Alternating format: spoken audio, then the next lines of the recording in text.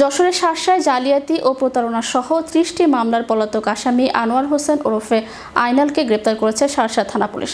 তিনি একাধিক জালিয়াতি মামলার আসামি এবং আদালতের রায়ে ১ বছরের সাজাপ্রাপ্ত ছিলেন। গ্রেপ্তারকৃত আনোয়ার হোসেন ওরফে আইনাল শার্শা উপজেলার বসতপুর গ্রামের মৃত দুদু মিয়ার ছেলে। শার্শা থানা পুলিশ জানায়, গোপন সংবাদের ভিত্তিতে সোমবার গভীর রাতে বিশেষ অভিযান চালিয়ে তাকে আটক করা হয়। দীর্ঘদিন ধরে তিনি পুলিশের চোখ ফাঁকি দিয়ে পলাতক ছিলেন এবং এলাকায় বিভিন্ন প্রতারণামূলক কর্মকাণ্ড পরিচালনা করতেন। সে বেনাপোল এবং যশোর সহ বেশ কয়েকটি ব্যাংক থেকে নিজের নাম এবং আইডি কার্ড পরিবর্তন করে জালিয়াতির মধ্যে ৫০ কোটি টাকারও বেশি আত্মসাৎ করেছেন। নাভারণ সার্কেলের সহকারী পুলিশ সুপার নিশাদ আল নাহিয়ান বলেন, আনোয়ার হোসেন ওরফে আইনাল একজন চিহ্নিত প্রতারক। তার বিরুদ্ধে শার্শা থানা সহ বিভিন্ন থানায় ৩০টি মামলা রয়েছে। আমরা দীর্ঘদিন ধরে তাকে খুঁজছিলাম। শেষ পর্যন্ত অভিযান চালিয়ে তাকে গ্রেপ্তার করতে সক্ষম হই।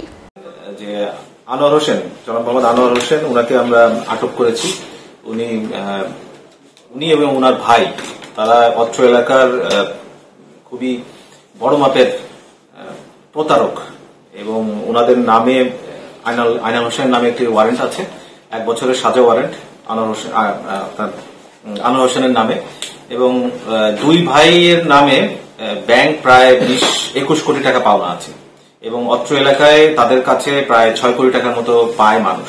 আমরা গতকাল রাতে আনোয়ার হোসেনকে আমরা গ্রেপ্তার করেছি।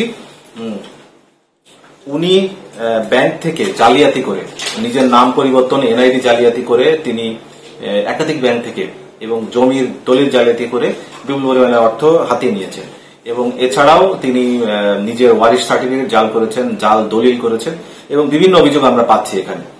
আমরা তাকে আটক করেছি এবং তার ভাইকে আটক করার জন্য আমরা অভিযান অব্যাহত রেখেছি। তার নামে একাধিক মামলা বর্তমানে চলমান আছে।